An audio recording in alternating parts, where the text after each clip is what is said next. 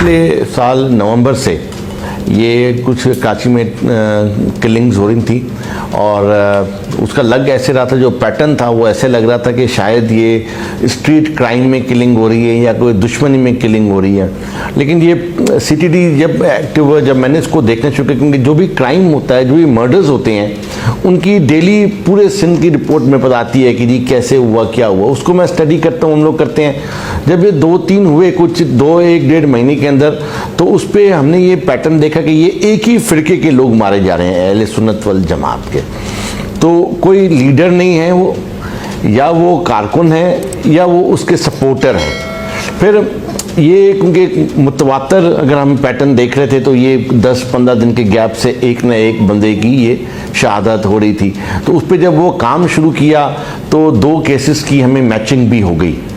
जब वो मैचिंग हो गई तो 1-2 केस में और थोड़ी सिमिलैरिटीज़ आ गई, तो फिर उस पर हम अलर्ट हो गए कि जी ये कोई लग रहा है कि ये कोई जानबूझ के हो रहा है, कोई ग्रुप काम कर रहा है। उस ग्रुप पे हमने फिर काम शुरू कर दिया।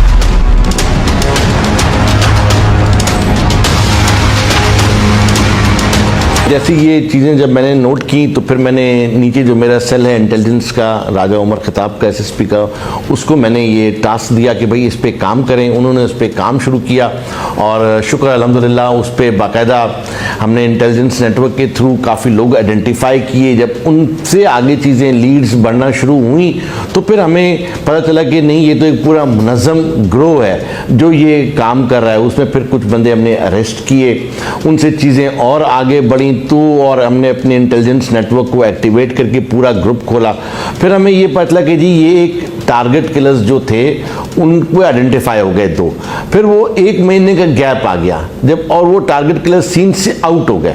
जब वो सीन से आउट हो गए, 1 महीने का गैप आ गया, हमने कहा वो कहाँ है। जब उस पर काम शुरू किया, क्योंकि वो नाम हमारे पास आ गए थे, जब काम शुरू किया तो पता चला कि वो दोनों जेल में हैं।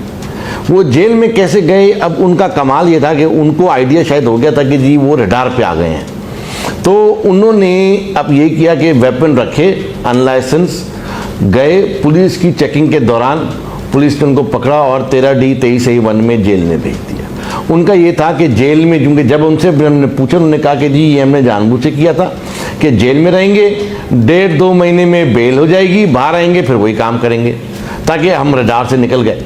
उनका ये था। लेकिन अल्लाह ताला दारी बात है, ऊपर तरफ तो है ना, तो उसने हमारी मदद की, खुद गिरफ्तार कराया ताकि रडार से निकल जाएं, बच जाएं, 2-3 महीने आउट हो जाएं, क्योंकि हम उनके करीब पहुंच रहे थे, नाम हमें पता चल गए थे, उनको भी कोई सेंस हो गया था, उनको पता चल गया था।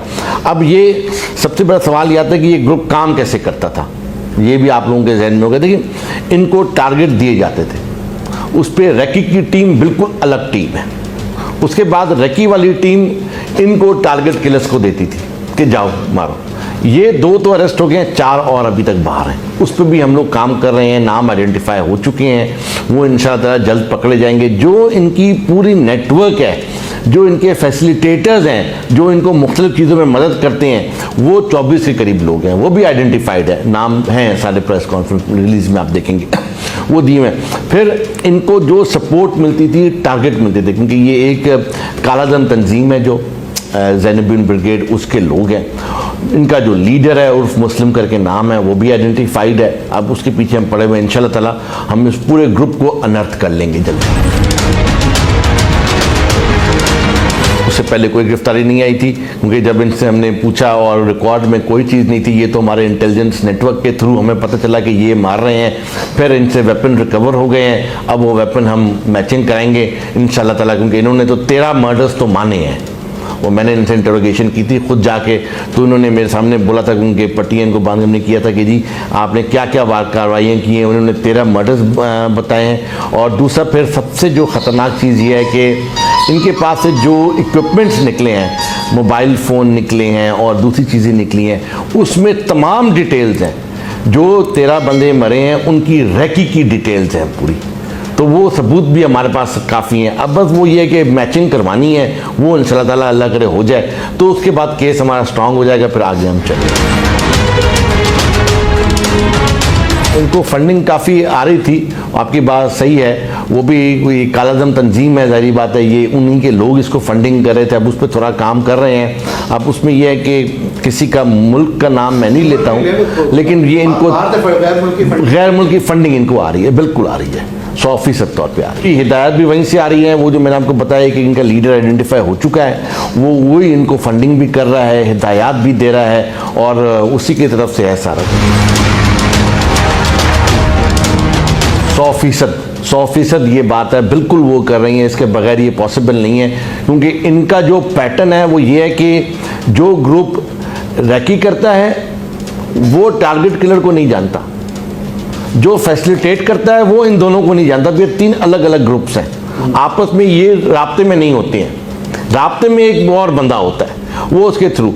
अगर हम देखेंगे इनका पैटर्न ये, यानी कि आप मुझे नहीं जानते, मैं इसको नहीं जानता, और हम सब किसी और बंदे से राब्ते में जो है ही नहीं यहाँ पे, जो कहीं और बैठा हुआ है।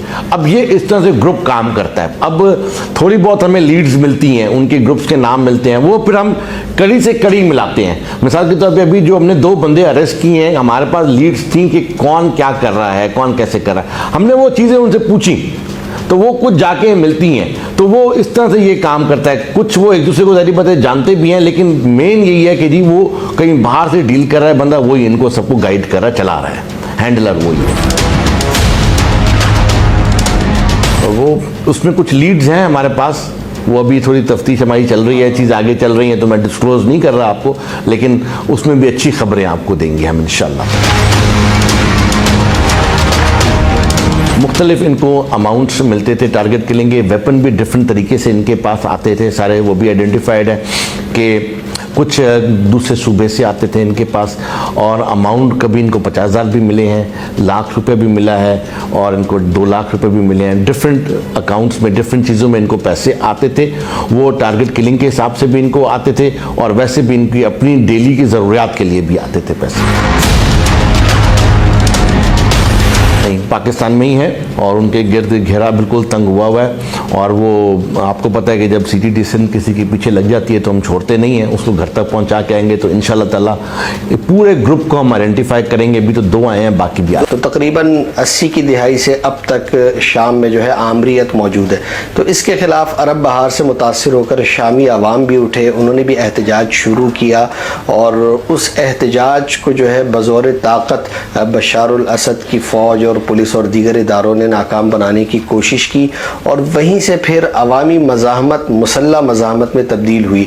जैशुल हुर जो यानी शामी लोग थे, अवाम थे, उनकी एक मुसल्ला तंजीम बनी, जिसमें वहाँ की शाम की तमाम मजहबी जमातों के लोग, सेकुलर जमातों के लोग और दीगर नज़रियात के लोग, और जो शाम से बाहर जिला वतन लोग थे, वो उसकी हिमायत करने लगे। यहाँ तक कि अक़वाम मुत्तहिदा ने भी उसको ओन किया।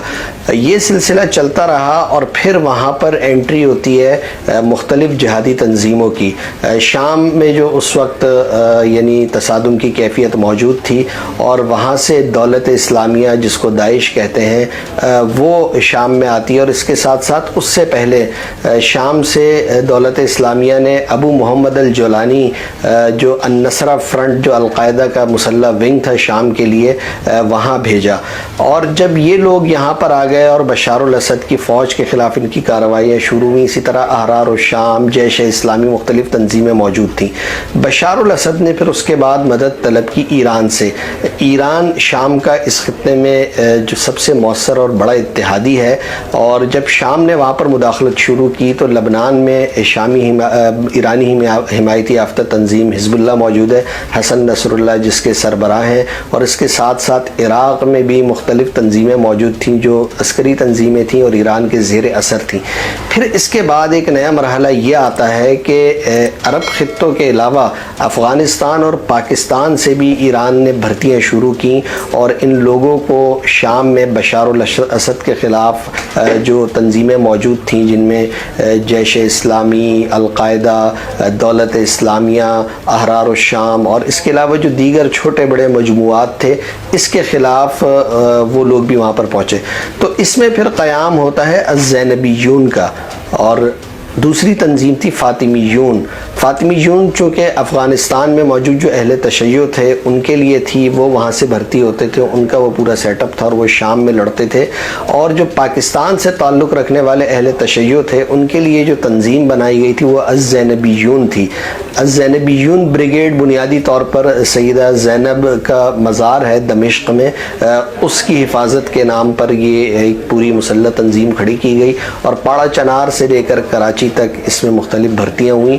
और फिर ईरान के रास्ते ये लोग जाने लगे, वहाँ पर इनको तरबियत मिलती थी और फिर ये शाम में जाकर वहाँ पर जो मौजूद सुन्नी तंजीमें थीं उनके ख़िलाफ़ ये जंग करते थे।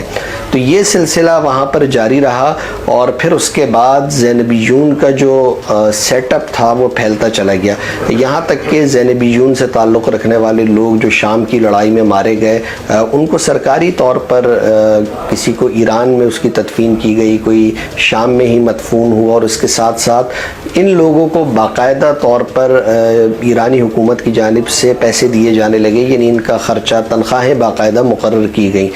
ये हम देखते हैं ये किस तरह का फेज़ था, जैसा कि अफ़गानिस्तान में हमने जंग देखी सोवियत यूनियन के ज़माने में, जब दुनिया भर से मुख्तलिफ़ इस्लामी तंजीमों से ताल्लुक़ रखने वाले नौजवान उस जंग के लिए वहाँ पर आने लगे। सऊदी अरब, मिस्र, पाकिस्तान, अमरीका की जानिब से ग्रीन सिग्नल था, उनकी हिमायत व तायीद भी की जाती थी, उनको फ़ंड्स मुहैया किए जाते थे, वो अपने तौर पर फ़ंड जनरेट करते थे और वो वहाँ पर काम करते थे। तो इसी तरह से ये उसका एक और फेज़ था जो हमने देखा शाम में।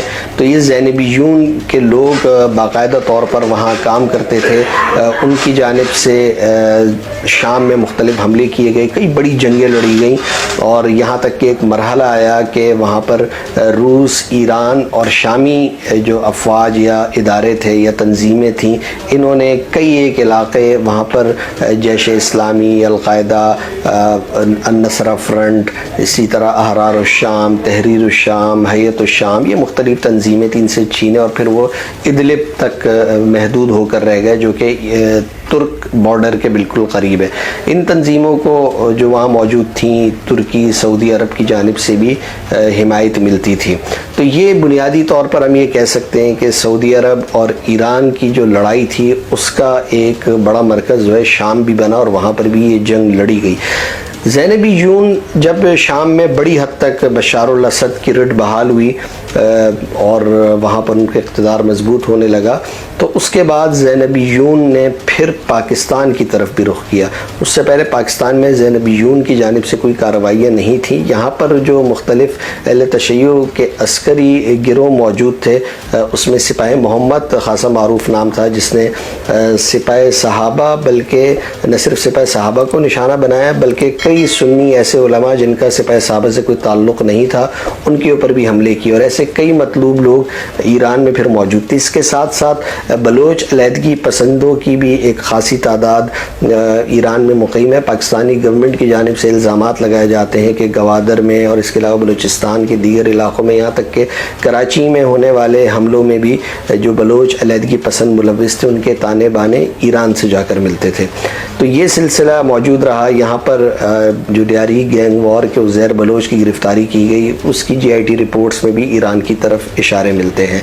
अब सूरत हाल ये है कि ज़ैनबियून यहाँ पर मौजूद है, उसके लोग मौजूद हैं, यहाँ पर वो फंडिंग करते हैं, नौजवानों की भर्तियाँ की जाती हैं, उनको तरबियत फराहम की जाती है और यहाँ पर कुछ कार्रवाइयों में भी ज़ैनबियून का नाम आया और यहाँ तक कि फिर पाकिस्तान की वज़ारत दाखिला ने ज़ैनबियून को भी कलअदम तंजीम करार दिया और इससे ताल्लुक़ रखने वाले लोगों को दहशतगर्द करार दिया, इनके असासे मुंजमद करने की बात की और इनके ख़िलाफ़ कार्रवाइयाँ की गई।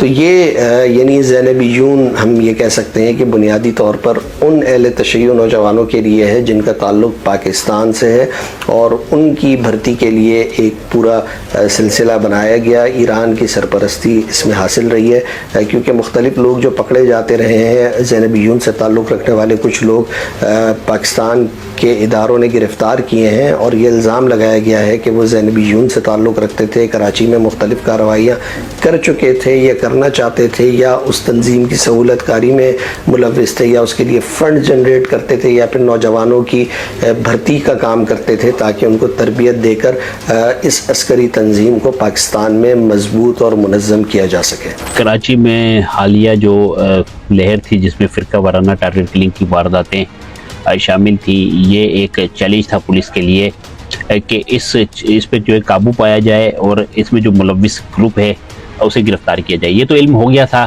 कि ये एक ग्रुप की कार्रवाइयाँ हैं और इसमें जो है हदफ बनाकर एक मखसूस जो जमात है अहले सुन्नत वल जमात, उसके कारकुनान को कत्ल किया जा रहा है। इस पे जो है सीटीडी काम कर रही थी।